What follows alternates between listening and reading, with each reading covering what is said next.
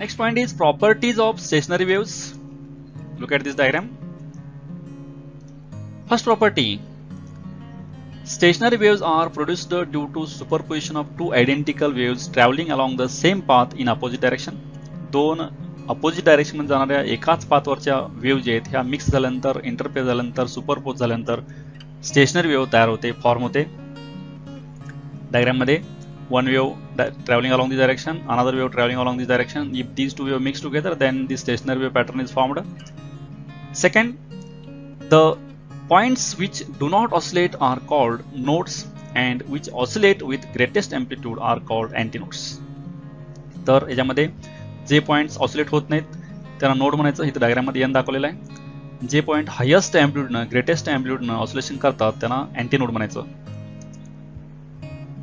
Third characteristics, the points at which the amplitude is minimum are called nodes and maximum are called antinodes. ज्या ज्या पॉइंटला amplitude minimum आहे त्याला nodes म्हणायचं. इथे दाखवले n हे मिनिमम एम्प्लिट्यूड आहे आणि ज्याची एम्प्लिट्यूड मॅक्झिमम आहे त्याला अँटीनोड म्हणायचं. Fourth property, the distance between two consecutive nodes lambda by 2 and antinode also lambda by 2. तर दोन नोड्स आहेत, हे पहिला नोड येत आहे, दुसरा नोड येत आहे. या दोन नोड मधलं डिस्टन्स जे आहे हे पण लॅम्बडा बाय 2 असतं.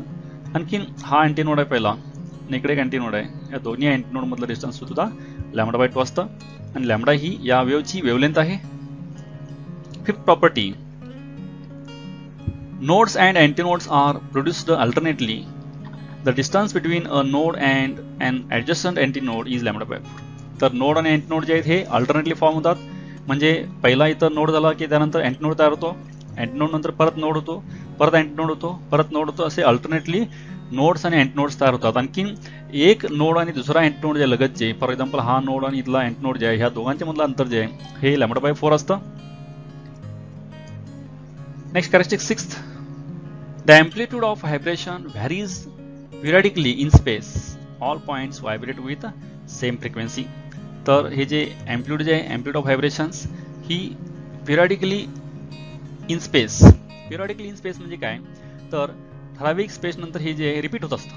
फॉर एक्झाम्पल हे एक नोड आहे, नेक्स्ट नोड इथं आहे, हे एम्प्लिट्यूड इथं कमी आहे, इथं वाढत गेली, इथं हायेस्ट एम्प्लिट्यूड आहे, परत कमी झाली, झिरो झाली आणि परत वाढत गेली. ही पिरियडिकली म्हणजे ठराविक टाइम नंतर पण रिपीट होत असतं आणि ठराविक हे स्पेस म्हणजे अंतरानंतर पण रिपीट होत असतं. याला म्हणायचं पिरियडिकली इन स्पेस. आणि ऑल पॉईंट जे आहेत हे सर्व पॉईंट्स एकाच फ्रिक्वेन्सीनं ऑसिलेशन करतात. सर्वांची फ्रिक्वेन्सी सेम असते, म्हणजे एका ऑसिलेशनला लागणारा टाइम जे सर्वांना समान असतो. Seventh characteristics, though all the particles are is no propagation of energy, hence called as stationary wave. आता हे जे पार्टिकल्स आहेत हे पार्टिकल्स ऑसिलेशन करते वेळी ह्यामध्ये एनर्जी जी आहे, एनर्जी तेवढी ट्रान्सफर होत नाही. यामध्ये नो प्रोपॅगेशन ऑफ एनर्जी, यामध्ये एनर्जी ट्रान्सफर होत नाही, म्हणून ह्याला स्टेशनरी वेव्ह म्हणायचं. स्थिर wave, constant wave, standing wave, fix wave. कारण यामध्ये एनर्जी ट्रान्सफर होत नाही, एनर्जी फिक्स असते, कॉन्स्टंट असते. एका ठिकाणी दुसऱ्या ठिकाणी एनर्जी मूव्ह होत नाही याच्यामध्ये. त्यानंतर eighth property, all the particles in the same loop are in the same phase. एकाच लूप मधले पार्टिकल जे, हे एक लूप आहे, ह्या एकाच लूप मधले पार्टिकल जे आहेत हे एकाच सेम फेजला असतात. प्रत्येक पार्टिकलचा फेज जे आहे एका लूप मधल्या सेम असतो, फेज पार्टिकलचा same fame. Progressive wave and stationary wave. आता प्रोग्रेसिव्ह वेव्ह मध्ये आणि स्टेशनरी वेव्ह मध्ये कंपॅरिझन करायचं आहे. त्यामध्ये फर्स्ट पॉइंट आहे, the disturbance travels from one region to the other with definite velocity. तर हे पिरियडिक डिस्टर्बन्स जे असतं, ह्या पिरियडिक डिस्टर्बन्सला आपण वेव्ह म्हणतो.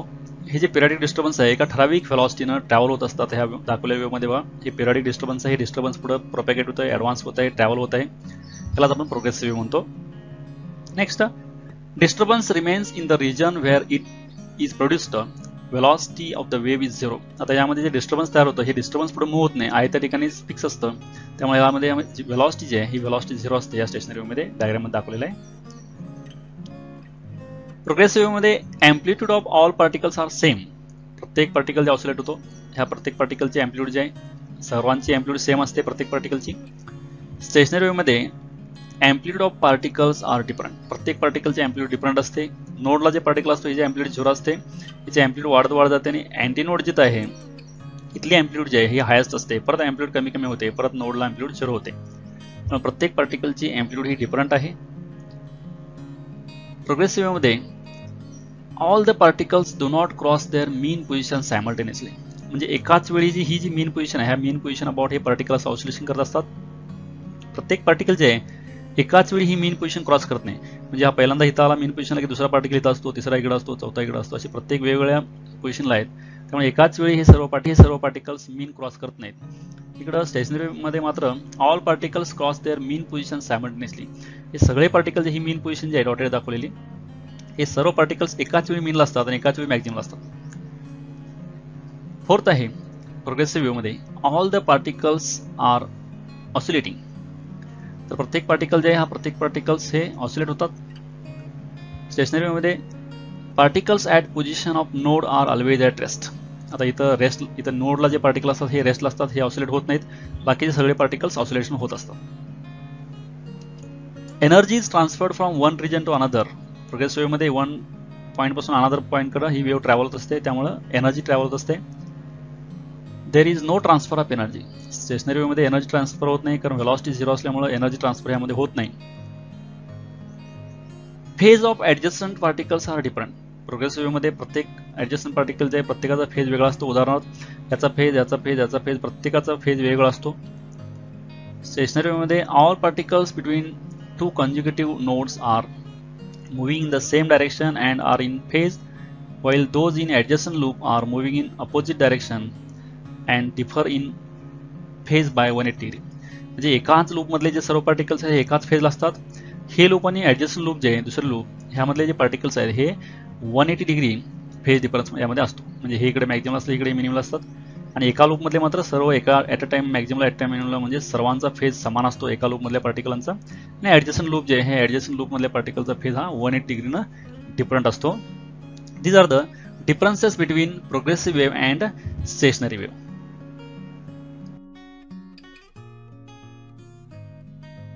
Next point is free and forced vibrations. Look at these animations.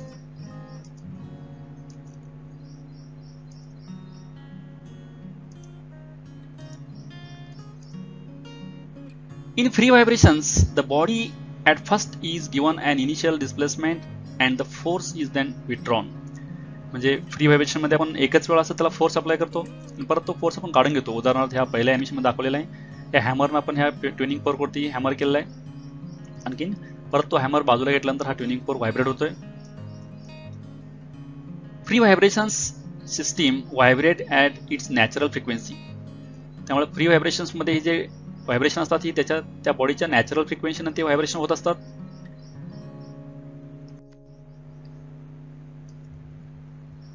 The amplitude of vibrations goes on decreasing. The vibrations of the body eventually stop and the body comes to rest. आता आपण ह्यावेळी एकच वेळा force apply करून vibration दिली आपण या बॉडीला. उदाहरणार्थ हे ट्युनिंग फोर्कवरती हॅमर मारले बघा, हा ट्युनिंग फोर्कचे प्रॉन्ग्स व्हायब्रेट होत आहेत. थोड्या वेळानंतर ह्यांचे अँप्लिट्यूड जे आहे कमी कमी कमी होऊन हे लास्टला स्टॉप होतं, हे अँप्लिट्यूड जे आहे व्हायब्रेशनची. For example oscillations of prongs of tuning fork इथे डायग्राम मध्ये दाखवलेलं आहे. या प्रॉन्ग्सवरती आपण हॅमर इन्सिडेंट केल्यानंतर हे व्हायब्रेशन होते, थोड्या वेळानंतर थांबतात हे ऑसिलेशन्स. ही प्रॉन्ग्सची ऑसिलेशन जे आहेत ही फ्री ऑसिलेशन्स किंवा फ्री व्हायब्रेशन्सचं एक्झाम्पल आहे. In forced vibrations, an external periodic force is applied, then body vibrates with a frequency equal to that of the externally impressed frequency. तर फोर्स व्हायब्रेशन मध्ये आपण बाहेरून जे force apply करतो तो force प्रत्येक वेळी प्रत्येक इच आणि एव्हरी व्हायब्रेशन जे ऑसिलेशन्स आहे त्यामध्ये त्याला फोर्स मिळत असतो बाहेरचा. फॉर एक्झाम्पल ह्या सेकंड ॲनिमेशन मध्ये दाखवलेला हा ट्युनिंग फोर्क व्हायब्रेट केला आणि टेबलवर ठेवलेला आहे. त्यावेळी ह्या ट्युनिंग फोर्कच्या प्रत्येक ऑसिलेशनच्या वेळी ह्या टेबलला तो फोर्स मिळत असतो आणि ह्या फ्रिक्वेन्सीनं टेबल पण ऑसिलेट किंवा व्हायब्रेट होत असतो. The amplitude of forced vibrations depend on the difference between external periodic force and the natural frequency of the body. If the frequencies exactly match, then called as resonance and the amplitude of vibration is maximum. जेव्हा आपण बाहेरची external व्हायब्रेशनची frequency apply केली frequency त्या बॉडीची natural frequency ज्यावेळी match होते त्यावेळी ती बॉडी तो ऑब्जेक्ट मॅक्झिमम अँप्लिट्यूडनं व्हायब्रेशन होत असतो. त्याला आपण रेझोनन्स असे म्हणतो. For example, the vibrations in a drill machine, washing machine, in the table top due to tuning force. इथे आपण दाखवलं मध्ये हा ट्युनिंग फोर्स आपण व्हायब्रेट करून टेबलवर ठेवला तर याची ऑसिलेशन फ्रिक्वेन्सी फोर्स हा टेबलला मिळत असतो आणि तो प्रत्येक ऑसिलेशन ज्यावेळी प्रत्येक व्हायब्रेशन ज्यावेळी मिळणारा फोर्स जे आहे तेवढ्याच व्हायब्रेशन हा टेबल पण व्हायब्रेशन होत असतो. आणि हा टेबल जे व्हायब्रेशन होतो या बाहेरच्या एक्सटर्नलच्या फोर्सच्या ड्रिव्हन फ्रिक्वेन्सीमध्ये हा टेबल व्हायब्रेशन होत असतो. म्हणून एक्सटर्नल फोर्सनं जे प्रत्येक वेळी व्हायब्रेशन होतं, ऑसिलेशन होतं, त्याला आपण फोर्स्ड व्हायब्रेशन किंवा फोर्स्ड ऑसिलेशन म्हणतो. आणि एकच वेळा फोर्स अप्लाय करून आपण फोर्स काढला त्यावेळी जे व्हायब्रेशन होतं फ्रीली त्याला आपण म्हणायचं नॅचरल व्हायब्रेशन्स किंवा नॅचरल ऑसिलेशन्स म्हणतो आपण त्याला. Next point is harmonics and ओव्हरटोन्स.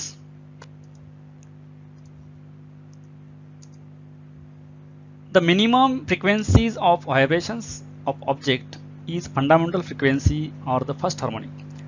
तर ऑब्जेक्टची कमीत कमी जी व्हायब्रेशनची फ्रिक्वेन्सी असते त्या फ्रिक्वेन्सीला फंडामेंटल फ्रिक्वेन्सी किंवा फर्स्ट हार्मोनिक असं म्हणतात. The term overtone is used to represent higher frequencies. म्हणजे ऑब्जेक्टची कमीत कमी जी फ्रिक्वेन्सी आहे ती फंडामेंटल फ्रिक्वेन्सी, त्याच्यानंतर पुढची पॉसिबल फ्रिक्वेन्सी जी आहे त्याच ऑब्जेक्टला ती नेक्स्ट फ्रिक्वेन्सी असते त्याला म्हणायचं higher फ्रिक्वेन्सीला ओव्हरटोन्स.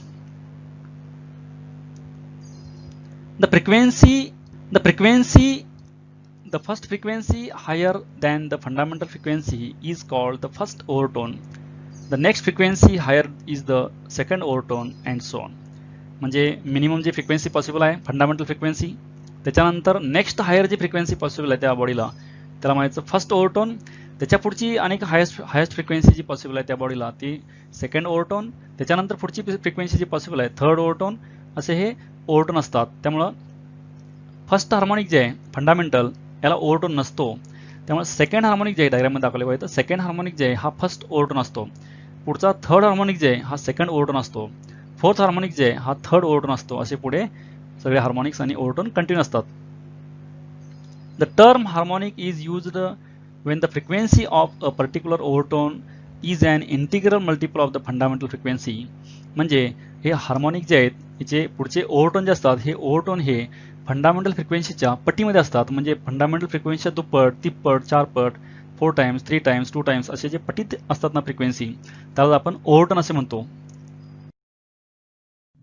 Next point is end correction. Now see these diagrams. The antinode is not formed exactly at the open end, but it is slightly beyond the open end as air is more free to vibrate there in comparison to air inside the pipe. ज्यावेळी ही one wave जे आहे one wave आतमध्ये incident होते reflect होऊन back आले, ही reflected back wave जे आहे incident wave आणि रिफ्लेक्टेड वेव दोन्ही इंटरफेअर झाल्यानंतर मिक्स झाल्यानंतर ही स्टेशनरी वेव तयार होते. आणि स्टेशनरी वेवमध्ये मॅक्झिमम अँप्लिट्यूड व्हायब्रेशन जे असतं त्याला आपण अँटीनोड म्हणतो. मग ही जी अँटीनोड्स आहेत ही अँटीनोड्स ही पाईप जी आहे ही आपण दाखवल्या डायग्राममध्ये या पाईपच्या थोडं जस्ट आउटसाईडला तयार होतात. ॲनिमेशनमध्ये पण बघा इथं हे आउटसाईडला मॅक्झिमम हे साऊंड बाहेर पडतो मॅक्झिमम अँप्लिट्यूड जे आहे इथं थोडंसं ह्या पाईपच्या एंडच्या बाहेर साईडला तयार होतं. इथं पण ह्या डायग्राममध्ये बघा ह्या पाईपची एंड इथं पण आहे या थोडंसं बाहेर साईडला हे मॅक्झिमम अँप्लिट्यूड व्हायब्रेशन होत असतं अँटीनोड्स. The distance between the open end of the pipe and the position of antinode is called the end correction. तर ह्याच्यामध्ये पाईपचं एंड इथं पण आहे आणि अँटीनोड इथं तयार झालेलं आहे. हे जे डिस्टन्स आहे distance between this end of this पाईपचं एंड आणि मॅक्झिमम अँप्लिट्यूड व्हायब्रेशन झालेले हे अँटीनोड जे आहे ह्यामध्ये जे डिस्टन्स आहे this distance is known as end correction E. ह्याला म्हणायचं end correction E. According to Reynold end correction at an end is given by E equal to 0.3 into D, where D is inner diameter of the pipe and L is length of the air column. मग हे end correction जे E आहे हे end correction ह्या पाईपचा जो diameter D आहे ना तो D इंटू 0.3 केल्यानंतर आपल्याला एंड करेक्शन E मिळतं. For a pipe close at one end, जर pipe close at one end असेल तर म्हणजे हे एक एंड क्लोज आहे आणि दुसरं एंड ओपन असेल तर हे एक एंड करेक्शन जे आहे एका साईडला तेवढं येतं. त्यामुळे ही पाईपची लेंथ जे एल आहे ती पाईपची लेंथ प्लस हे एंड करेक्शन दोन्ही मिळून ही टोटल लूपची लेंथ येते. म्हणून पाईपची लेंथ जी आहे L small L plus end correction जे आहे एंड करेक्शन ई दोन्ही मिळून ही टोटल लेंथ एल येते, कॅपिटल एल ही ह्या लूपची length pipe close at one एंडसाठी. For a pipe open at both ends, दोन्ही साईडला जर पाईप ओपन असेल एंड असेल तर दोन्ही साईडला पण अँटी नोड तयार होतात, त्यामुळे दोन्ही साईडचे एंड करेक्शन 2e येतं, म्हणून total length L equal to small L plus 2e. दोन्ही साईडचं एंड करेक्शन 2e येतं, एका साईडला असेल तर एंड करेक्शन ई येतं. This is end correction for pipe close at one end and pipe open at both ends. इथं डायग्राममध्ये animation दाखवलेलं आहे. ही वेव्ह इथं इन्सिडेंट होते, रिफ्लेक्ट झालेली वेव्ह, दोन्ही वेव्ह मिक्स होऊन ही स्टेशनरी वेव्ह तयार होते आणि इथं मॅक्झिमम अँप्लिट्यूडचं व्हायब्रेशन होतात, त्यामुळे तुम्हाला मॅक्झिमम साऊंड इथं ऐकायला मिळतो इथं ह्या एंडला. आणि ते एंड करेक्शन जे आहे ई न दाखवतात ते. Vibrations of air column in a pipe closed at one end. एक एंडला पाईप जर क्लोज असेल त्या एअर कॉलममध्ये व्हायब्रेशन कसे होतात ते आपण आता इथं स्टडी करायचं आहे. कन्सिडर दिस डायग्राम्स.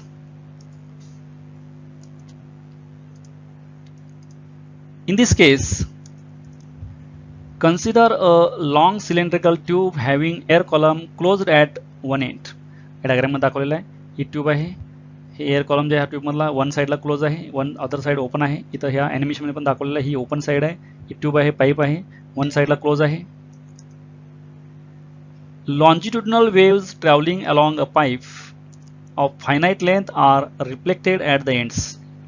आता इथं वन एंड पासून आपण लॉन्जिट्युडनल वेव्ह यामध्ये इन्सिडेंट केली, अदर एंड जे क्लोज आहे इथं इन्सिडेंट होऊन रिफ्लेक्ट होऊन ही लॉन्जिट्युडनल वेव्ह परत येते दुसऱ्या एंडला.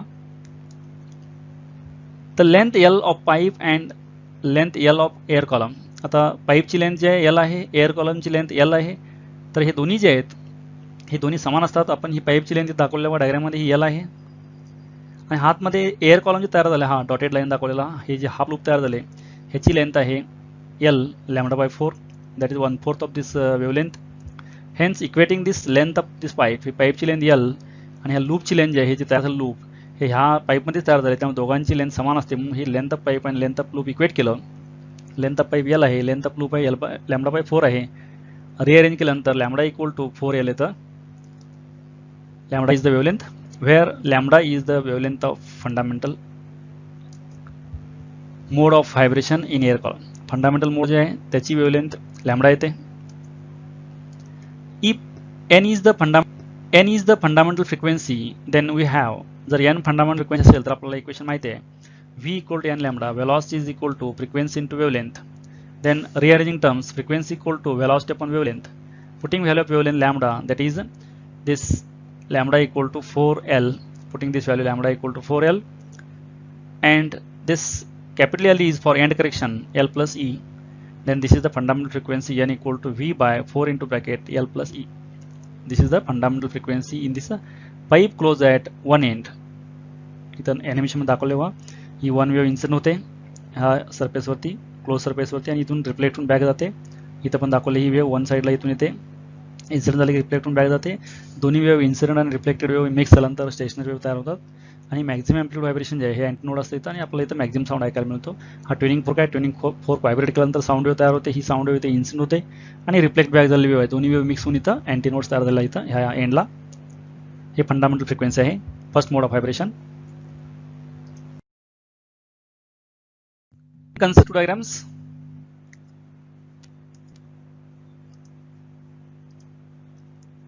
In this case, if n1 is the frequency and lambda 1 is the wavelength of wave in this mode of vibrations in air column, we have the length of the air column. जर आपण ह्या next पुढच्या higher harmonics मध्ये इथं एक फुल loop तयार झाले, next half loop तयार झाले, म्हणजे इथं ही जी वेव्ह आहे इन्सिडेंट झाली इथं रिफ्लेक्ट बॅक आली. इन्सिडेंट वेव्ह आणि रिफ्लेक्टेड वेव्ह जर मिक्स झाल्यानंतर ह्या स्टेशनरी वेव्ह पॅटर्न जे तयार झाला त्यामध्ये हा पहिला मोड ऑफ व्हायब्रेशन आहे, म्हणजे यामध्ये तुम्हाला इथं मॅक्झिमम व्हायब्रेशन होत असतं. त्यानंतर ह्या पुढचं व्हायब्रेशन इथं आहे, म्हणजे एक फुल लूप आहे, दुसरं हाफ लूप आहे. मग ही पाईपची लेंथ जी आहे L आणि लूपची लेंथ जी आहे ही लूपची लेंथ आहे 3 लॅम्बडा बाय लॅम्बडा 1 बाय 4. जर आपण लॅम्बडा 1 ही याची वेवलेंथ घेतली तर length of this loop and length of pipe ही दोन्ही आता इक्वेट केल्या, लेंथ ऑफ लूप आणि लेंथ ऑफ पाईप इक्वेट केली, ही L आहे, L 3 लॅम्बडा 1 बाय 4 ह्याला इक्वेट केलं. ह्याला इक्वेट केल्यानंतर लॅम्बडा 1 जे आहे 4L बाय 3 मिळतं. L हे एंड करेक्शन व्हॅल्यू पुट केल्यानंतर असं येतं लॅम्बडा 1 ची value. The velocity in the second mode is given as. आता हे सेकंड मोड ऑफ व्हायब्रेशन जे आहे यामध्ये व्हेलॉसिटी जे आहे व्हेलॉसिटी इक्वेशन आहे v equal to n1 lambda 1, कारण फ्रिक्वेन्सी n1 आहे इथं लॅम्बडा 1 वेवलेंथ आहे. Then frequency equal to rearranging terms frequency n1 equal to v by lambda 1. Putting value of lambda 1 is this 4l by 3, that is again reverse multiply here 3v by 4l, again putting value of l is in the end correction l plus e, and this v by 4l 3 as it is, this 3 as it is, and v by 4l or v by 4 into l plus e हे जे हे आपण already fundamental frequency मध्ये काढलेले आहे, त्याची value n येते. त्यामुळे n1 is equal to 3n. This frequency is the third harmonic, it is the first overtone. आता हा जे आहे हे थर्ड हार्मोनिक आहे, 3 आहे तेव्हा थर्ड हार्मोनिक आणि हा फर्स्ट ओव्हरटोन आहे n1. म्हणजे फंडामेंटल फ्रिक्वेन्सी नंतर नेक्स्ट पॉसिबल फ्रिक्वेन्सी इथं आहे तिप्पट आहे फंडामेंटल फ्रिक्वेन्सीच्या, म्हणून 3 times n is the fundamental frequency. Fundamental फ्रिक्वेन्सीचा तिप्पट फ्रिक्वेन्सी आहे पुढची frequency n1. This is called as first ओव्हरटोन.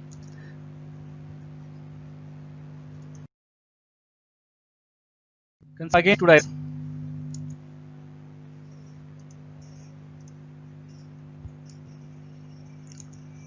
In this case, if n2 is the frequency and lambda 2 is the wavelength of the wave, in this mode of vibrations in air column we have length of air column. नाव आता यामध्ये परत same pipe आहे, त्यामध्ये पुढचा higher harmonic जे आहे हे पुढचा इथं फर्स्ट अँटीनोड इथं होता, नेक्स्ट अँटीनोड इथं झालेला आहे, पुढचा अँटीनोड इथं होईल.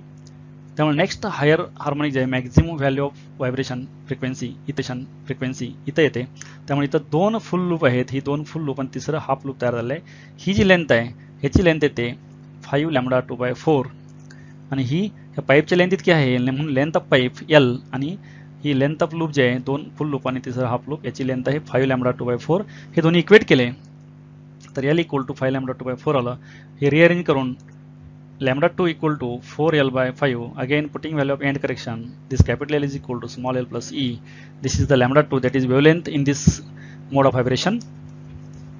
The velocity this mode is given by, आता या मोड मध्ये velocity आहे, velocity equation again we know velocity equal to frequency into wavelength, and here frequency is n2, wavelength is lambda 2. Again rearranging terms, n2 equal to v by lambda 2. Putting value of this lambda 2 is this 4l by 5, that is after reverse multiply this becomes 5v by 4l. Again putting value of this end correction l equal to capital L small l plus e, and this v by 4 into bracket l plus e, this is nothing but n, that is fundamental mode. This 5 as it is, this 5 as it is, and v by 4l is nothing but n, 5 as it is, and this instead of v by 4l n is here written. Then n2 equal to 5n.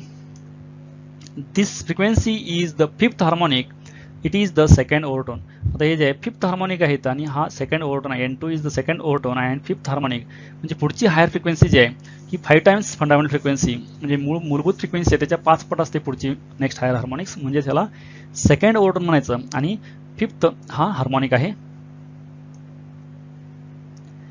Continuing in similar way for the fifth overtone we get the frequency np as, म्हणजे आपण जसं इथं first harmonic, second harmonic, third harmonic हे जे पाहिले तसे fourth harmonic, fifth harmonic असं similar आपण इक्वेशन कॅल्क्युलेट केली. आता हे फर्स्ट एक हाफ लूप होतं, सेकंडला एक फुल लूप दुसरा हाफ लूप होता, थर्डला 2 फुल लूप तिसरा हाफ लूप आहे, नेक्स्ट 3 फुल लूप आणि पुढचा हाफ लूप येईल. त्याला पुढची फ्रिक्वेन्सी अशी आपण जर कॅल्क्युलेट केली आणि जनरल इक्वेशन बघितलं तर n1 इक्वल टू 3n होतं, n2 इक्वल टू 5n होतं, n3 इक्वल टू 7n येईल, n4 इक्वल टू 9n येईल. असे आपण पुढचे इक्वेशन जर कॅल्क्युलेट केले तर जनरल इक्वेशन आपण फिफ्थ ओव्हरटोन घेतला, म्हणजे आपण इथं हा n2 हा सेकंड ओव्हरटोन आहे, n1 ला फर्स्ट ओव्हरटोन येतो आणि हा हार्मोनिक आहे 5 हे हार्मोनिक आहे, फिफ्थ हार्मोनिक आहे सेकंड ओव्हरटोन आहे. तसं आपण जनरल केस घेतली फिफ्थ ओव्हरटोन, हे बघा इथं 2चा सेकंड ओव्हरटोन होता म्हणून n2 आहे, मग तिसरा असेल चौथा असेल कुठला पण ओव्हरटोन असेल त्याला p नंबरचा ओव्हरटोन घेतला तर np आहे फिफ्थ ओव्हरटोन. मग इथं 2p + 1 × n येतं, इथं n आहे हे n एच डी येतं आणि फक्त इथं हा जे हार्मोनिक येतो हा हार्मोनिक आपण 2p + 1 लिहिलं आहे. यामध्ये p जे हे p व्हॅल्यू आपण पुट केल्यानंतर चेंज केल्यानंतर इथं या पुढच्या हार्मोनिकच्या व्हॅल्यू फॉर एक्झाम्पल p केवढं आपण जर 1 घेतलं इथं 1 व्हॅल्यू पुट केली तर n1 येतं, हे 2 + 1 3n येतं. 2 घेतली व्हॅल्यू आपण इथं जर p ची 2 × 2 4 4 + 1 5 5 आणि इथं 2 येतं, म्हणजे N2 इक्वल टू 5 आणि असं इक्वेशन येतं पुढच्या हायर हार्मोनिकसाठी. म्हणजे जनरल केससाठी आपण पीथ हार्मोनिक किंवा पीथ ओव्हरटोन जे आहे हा आपण असं इक्वेशन लिहिलं इथं. Thus for pipe closed at one end only odd harmonics are present and even harmonics are absent. आपण इथं पाहिलं N1 इक्वल टू 3n आलेलं, N2 इक्वल टू 5n येतं, N3 इक्वल टू 7n येतं, N4 इक्वल टू 9n येतं. म्हणजे फक्त odd harmonic जे आहेत, पहिला थर्ड आहे, त्यानंतर फिफ्थ आहे, नंतर सेवन्थ आहे हार्मोनिक, हे ऑड हार्मोनिक तेवढेच आहेत, इवन हार्मोनिक ह्यामध्ये नाही आहे. त्यामुळं pipe close at one end यामध्ये only odd harmonics are present, even harmonics are absent येतो.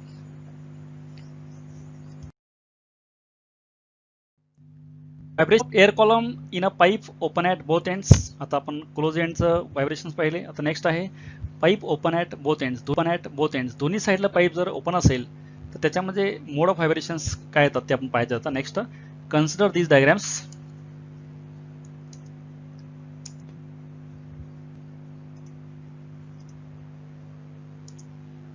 When a source of sound like a tuning fork is held near one end of the pipe, it sends the wave inside the pipe. आता आपण ह्या दोन्ही साईडला open एंडला pipe आहे, both साईडला open pipe आहे. ह्याच्या वन साईडला आपण ट्युनिंग फोर्क पकडला आणि त्याला व्हायब्रेट केलं तर ही साऊंड वेव इकडं वन एंड टू अदर एंडला ट्रॅव्हल होते. ह्याच्यामध्ये suppose a compression produced by tuning fork travels through the air column. समजा आपण इथं कॉम्प्रेशन फर्स्ट स्टार्टिंग झालेलं आहे, ते पुढे यातून एअर कॉलममधून पुढे ट्रॅव्हल होते, आपण असं मानलं. There are two antinodes at two open ends and one node between them. आता यामध्ये पहिला मोड जे आहे, ह्यामध्ये काय होतं, इथं पहिल्या एंडला पण एक अँटीनोड तयार होतं, दुसऱ्या एंडला पण एक अँटीनोड तयार होतं आणि मध्ये नोड तयार होतं. ज्यावेळी आपण हा साऊंड वेव यातून ट्रॅव्हल केल्यानंतर इथं मॅक्झिमम व्हायब्रेशन जे आहे अँटीनोड तयार झालं, इथं ए लिहिलंय, तर मध्ये नोड आहे आणि परत इकडच्या एंडला एक अँटीनोड आहे, म्हणजे दोन अँटीनोड आणि एक नोड तयार झाला यामध्ये. Then length of air column. आता ही लेंथ ऑफ जी एअर कॉलम आहे, ह्या एअर कॉलमची लेंथ जी आहे ही, आणखीन ह्या लूपची लेंथ जी आहे, ही लूपची लेंथ जी आहे, दोन हाफ लूप म्हणजेच हे λ/2 असतं. इकडचं एक हाफ लूप आणि इकडचं एक हाफ लूप, म्हणजे एक फुल लूप आहे, एक फुल लूप म्हणजे λ/2 असतं. आणि ही लूपची लेंथ जी आहे ह्या पाईपच्या लेंथ इतकी आहे, म्हणून दोन्ही इक्वेट केलं इथं. L equal to λ/2. इथं लेंथ ऑफ पाईप आणि लेंथ ऑफ लूप इक्वेट केलं आहे आणि रिअरेंजिंग केल्यानंतर λ इक्वल टू 2L येतं. Then again frequency equation is according to velocity equation v equal to n lambda, rearranging n equal to v by lambda. Putting value of this lambda, that is 2L, hence v by 2L. Again putting value of end correction, this equation becomes 2 into bracket L plus 2E, that is v equal to 2NL. This is the fundamental mode, first mode of vibration. In this case of pipe open at both ends, this is fundamental frequency or first harmonic. यालाच म्हणायचं first harmonic किंवा fundamental frequency for pipe open at both ends. दोन्ही एंडसाठी जर pipe open असेल त्यावेळी ही fundamental frequency आहे n equal to v by 2L किंवा v by 2 into bracket L plus 2E. इथं एंड करेक्शन 2E आलं आहे, कारण का दोन्ही साईडला पाईप ओपन आहे, त्यामुळे दोन्हीकडचं एंड करेक्शन येतं, म्हणून आपण इथं 2E घेतलेलं आहे. Again diagrams.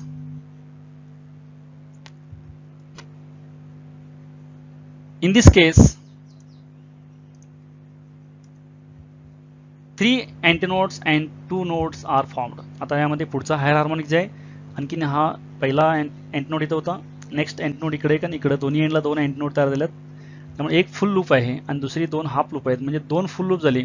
या दोन फुल लूपची लेंथ जी आहे λ1 येते, वेवलेंथ पुढची हायर हार्मोनिकची वेवलेंथ घेतली आणि ह्या पाईपची लेंथ आणि ह्या लूपची लेंथ समान असल्यामुळे आपण लेंथ पाईपची आणि लूपची लेंथ इक्वेट केली इथं. तेव्हा length of air column equal to L equal to L1 λ1 हे इक्वेट केले आपण इथं पाईपची लेंथ आणि ह्या लूपची length. Now rearranging terms, this λ1 equal to L only, that is putting value of end correction L plus 2E. If N1 and λ1 are frequency and wavelength of this mode of vibration of air column respectively, then आता याच्या N1 आणि λ1 आपण जर wavelength घेतल्या तर velocity जे आहे N1 λ1, again rearranging N1 equal to V by λ1, putting value of λ1 is L, again in terms of end correction is L by 2E, then N1 equal to this 2n, कारण हे v bye इथं आपण 2 न multiply केलं आणि 2 divide जर केलं तर हे 2v बाय 2l येतं आणि v बाय 2l जे आहे v बाय 2l हे n येतं आणि n2 इथं ॲज इट इज राहतं. इथं आपण इकडे पण 2 न मल्टिप्लाय केला, न्यूमरेटर डिनॉमिनेटरला, तर हे 2v by 2 into bracket L plus 2 येतं. पैकी V by 2 into bracket L plus 2 A हे जे आहे हे आपण एन येतं आणि इथं 2 ॲज इट इज येतं म्हणून N one equal to 2n इथं हायर फ्रिक्वेन्सी येते. This is the frequency of second harmonic and first overtone. हा सेकंड हार्मोनिक येतं आणि फर्स्ट ओव्हरटोन आहे. सेम इथं डायग्राममध्ये दाखवलेलं आहे. हे दोन्ही हे ओपनचं एंडला हे अँटी नोड्स तयार झालेले तिथं वेव्ह वन साईड दुसऱ्या वेव्हला ट्रॅव्हल होते. This is a second harmonic and first overtone. यामध्ये सेकंड हार्मोनिक आहे, फर्स्ट ओव्हरटोन आहे.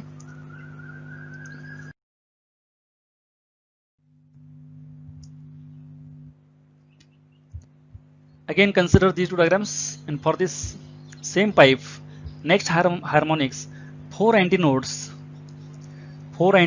and 3 nodes are formed here.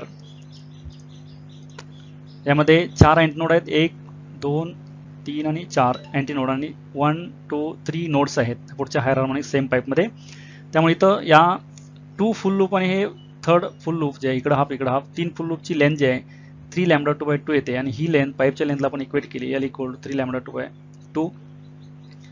Length of air column again equating this that is L equal to 3 lambda by 2. आपण पाईपची length आणि लूपची length equate केली. Then again rearranging terms L2 equal to 2L by 3. Again putting value of this end correction that is L plus 2E. Both side ला pipe open असल्यामुळे 2E end correction येतं. If N2 and lambda 2 are frequency and wavelength of this mode of vibration of air column respectively, then आता जर याची frequency N2 आणि wavelength L2 आहे पुढच्या higher हार्मोनिकची, तर याच्यावरून आपण जर इथं wavelength velocity जे आहे velocity equation बघितलं N2 L2 that is rearranging N2 equal to V by lambda 2.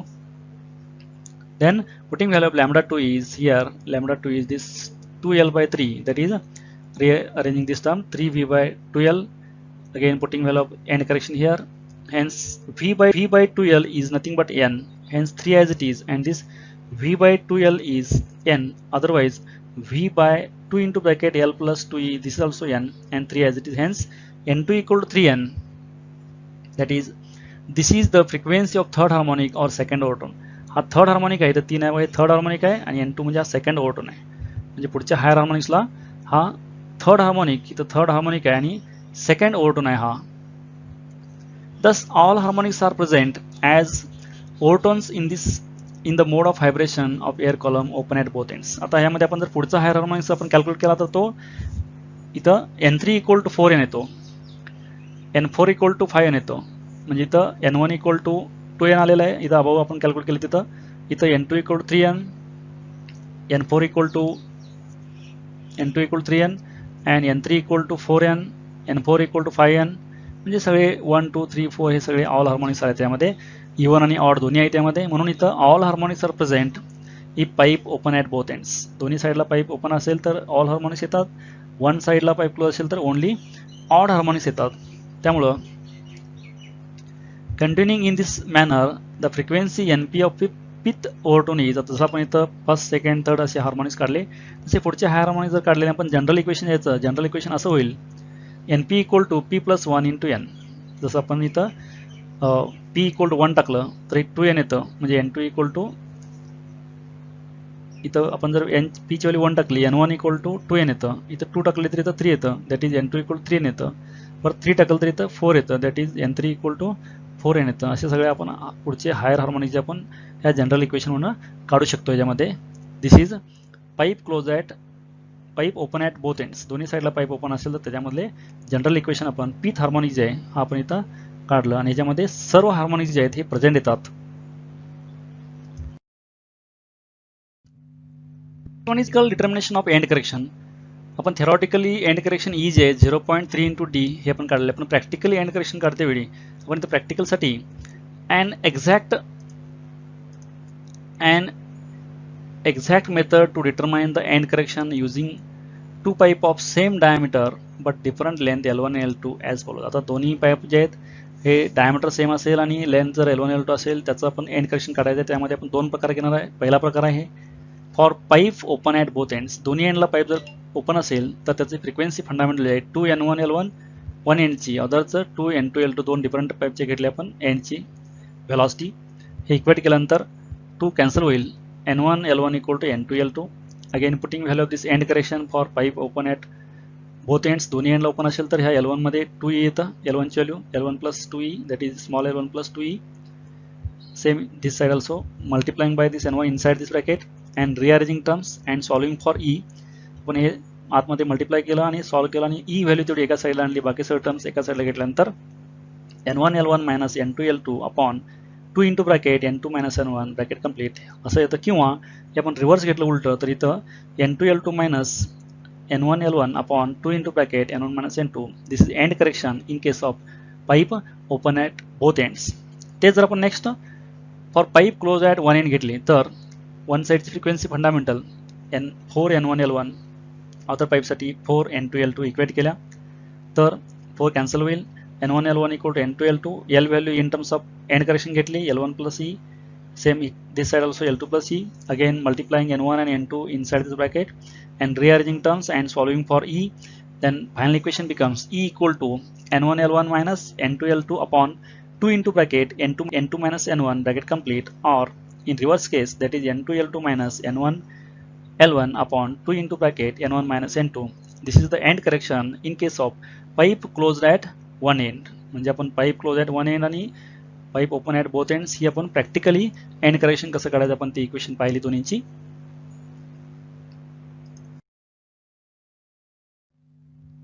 Thank you for watching this video and keep watching the videos, and for previous videos see the description box of this video.